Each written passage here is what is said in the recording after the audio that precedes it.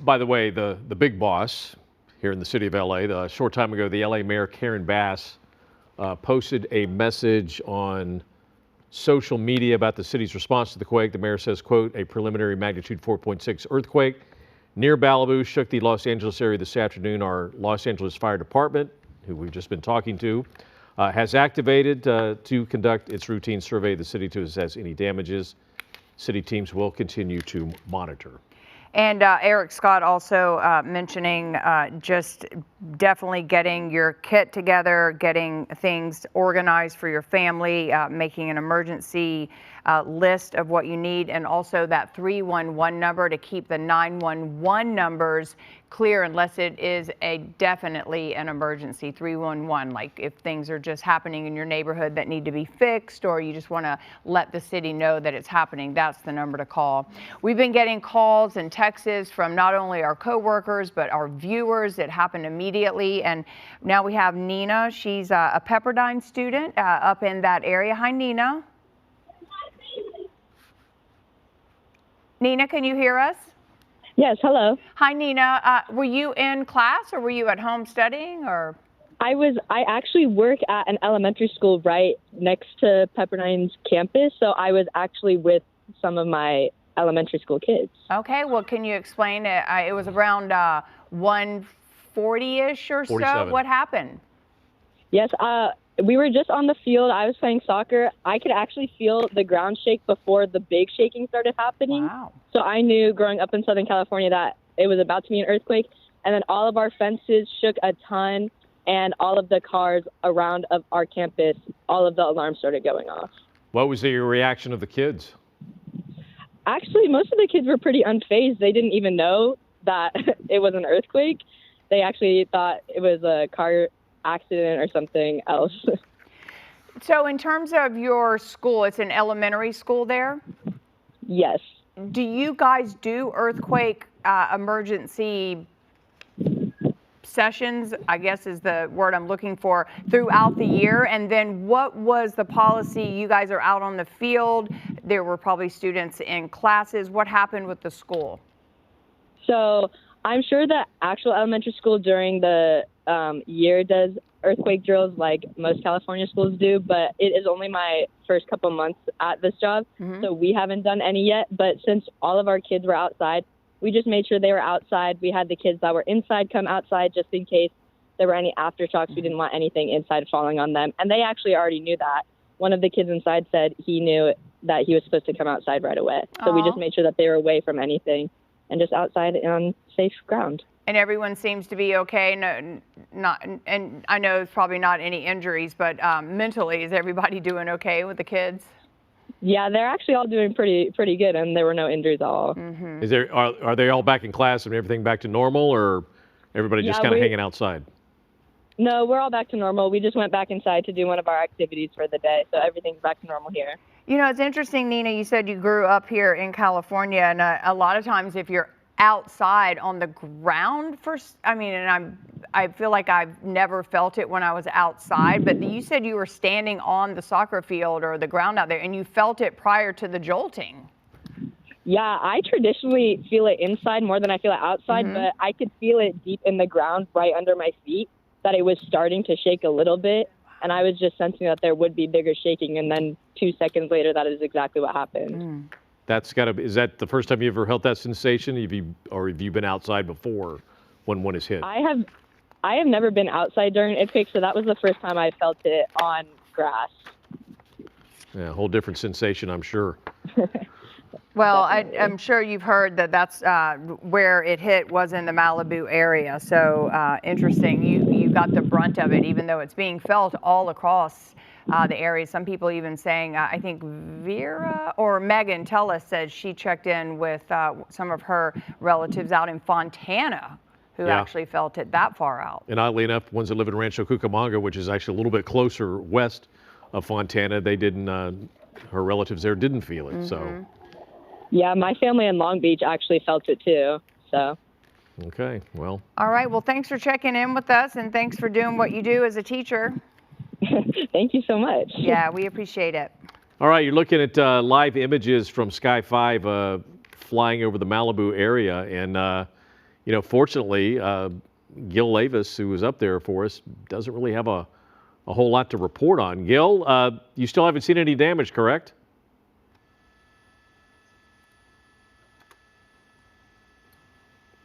Well, I don't think Gil can hear us right now, but as you can see, actually it's just a beautiful view.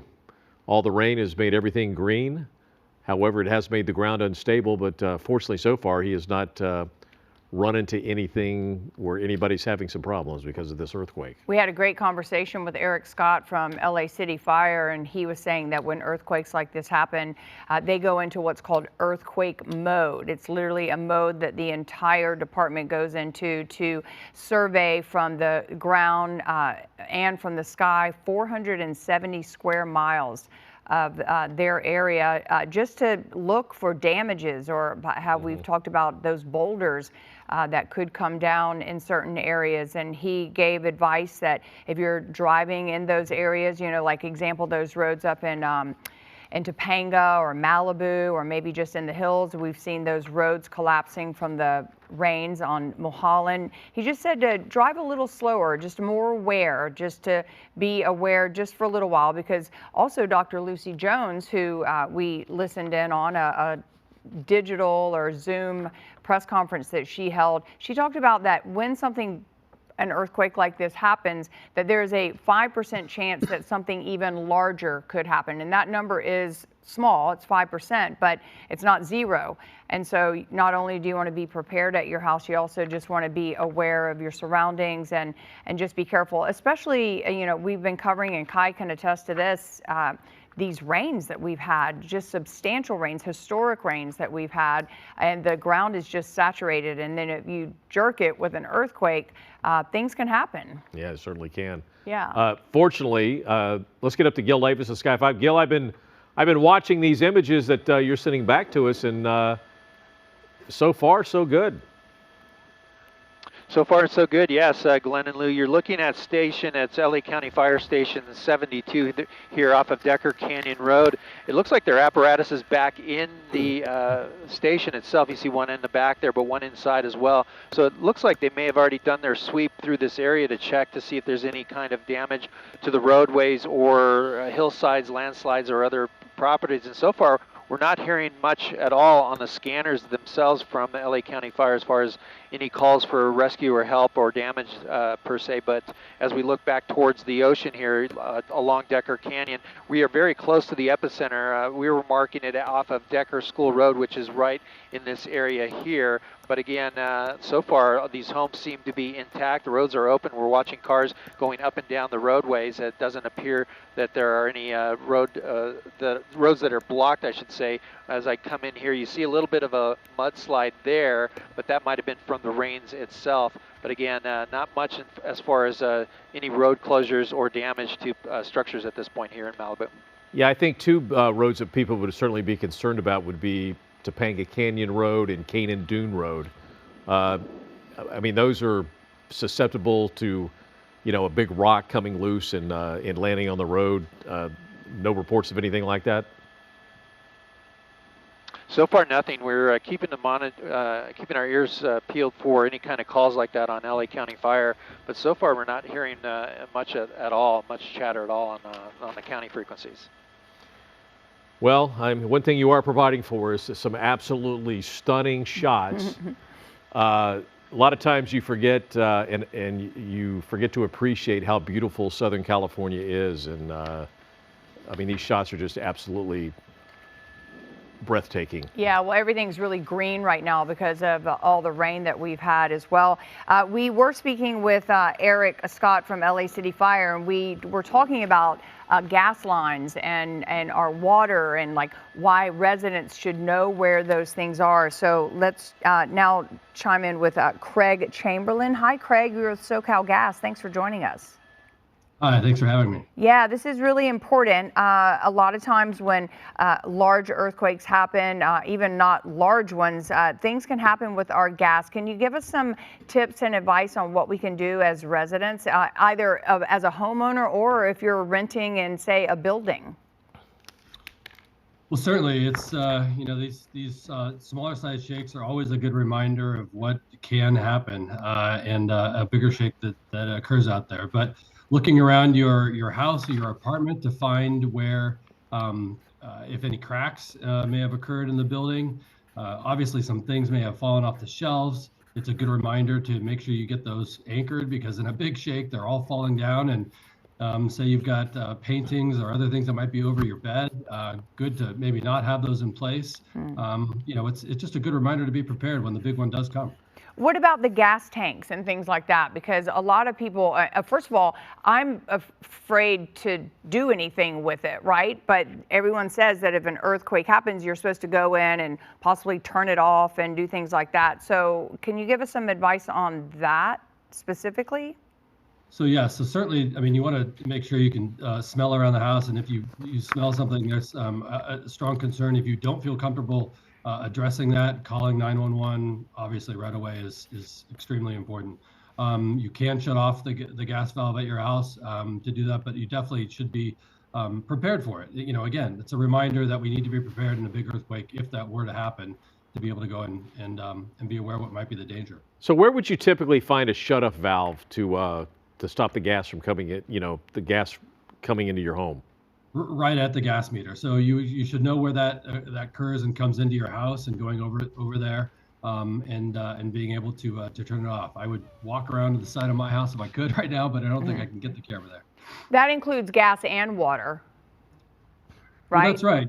That's right. Gas and water. Your power may be out. Obviously, out in the street in and around your businesses or in front of your house, there are power lines that could be down. We certainly don't want to go anywhere near those. Those are a major danger, and to stay away from those. I know you're with the gas department, so I'm not sure. I'm assuming you can talk to this. Trees, like trees fall and they kill people, they damage cars, they're very dangerous. And walking around the neighborhood with my dog, I'll see like huge cracks in a wall where a tree is starting to outgrow something, and then all of a sudden all these saturated rains come. Like, can we report that? Do we just hope for the best? Like, what should residents do?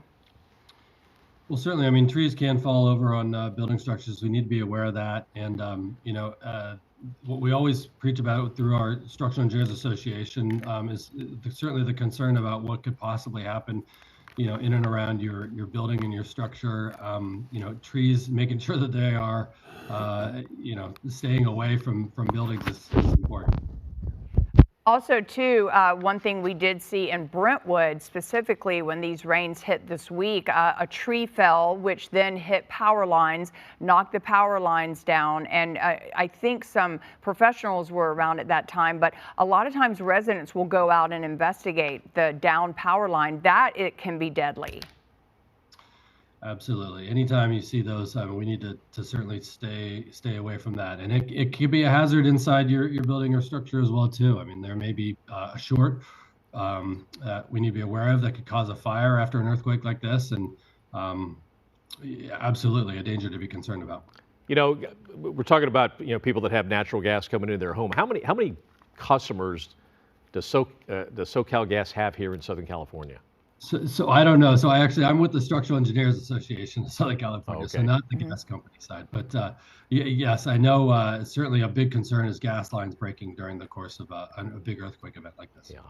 All right. Well, Craig, we really appreciate you joining us. Such important information that residents definitely need to know. Again, it sounds like a broken record sometimes that these are great reminders that we need to get our stuff together. But even like a couple of our coworkers, we're in the business and we're talking about it and we don't do it at our home. And so sometimes you think, oh, I'll deal with that. I'll put it on the list, but it doesn't get done. But this could have been, instead of a 4.6, flip it, it could have been a 6.4, and then we would have been in trouble. So really heed that advice from several people today. Absolutely. And again, breaking news, we had a 4.6 earthquake hit at 1:47 this afternoon in Malibu. You're looking at a live image from Sky 5, looking south in Malibu on the coast towards Santa Monica Bay, looking for damage. Fortunately, we haven't seen that, but you can see just by how green everything is, that is pretty indicative of all the rain that we've had.